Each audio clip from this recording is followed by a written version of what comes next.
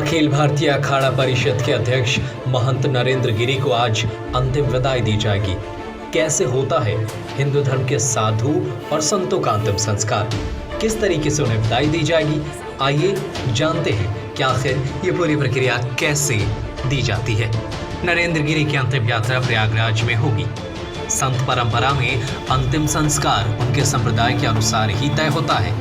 वैष्णव संतों को ज्यादातर अग्नि संस्कार दिया जाता है, लेकिन सन्यासी परंपरा के संतों के लिए 3 संस्कार बताए गए हैं। इन 3 संस्कारों में वैदिक तरीके से दाह संस्कार तो है ही, इसके अलावा जल समाधि और भू समाधि भी है।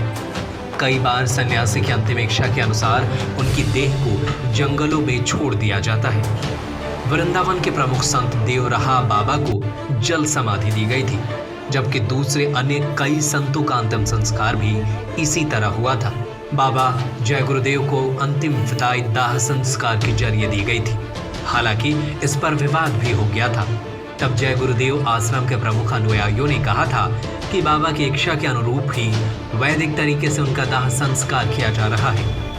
रामायण और महाभारत और अन्य हिंदू पौराणिक ग्रंथों में भारतीय संतों को जल समाधि देने का जिक्र आता है। सन्यासी परंपरा में जरूर जल या भू समाधि देने की परिपाटी रही है, लेकिन वैष्णव मत में पहले भी कई बड़े संतों का अग्नि संस्कार किया गया। वैसे आमतौर पर साधुओं को पहले जल समाधि दी जाती थी, लेकिन नदियों का जल प्रदूषित होने के चलते अब आमतौर पर उन्हें जमीन पर समाधि दी जाती है।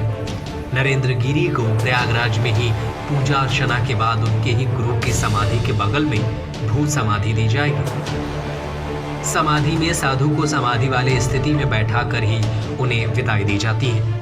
जिस मुद्रा में उन्हें बैठा दिया जाता है उसे सिद्ध योग की मुद्रा कहा जाता है।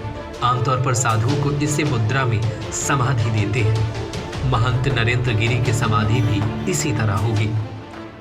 अघोरी साधु जीवित रहते हुए ही अपने अंतिम संस्कार कर देते हैं। अघोरी को साधु बनने की प्रक्रिया में सबसे पहले अपना अंतिम संस्कार करना होता है।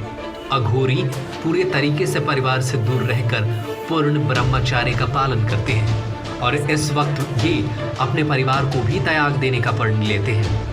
अंतिम संस्कार के बाद ये परिजनों और बाकी दुनिया के लिए भी मृत हो जाते हैं।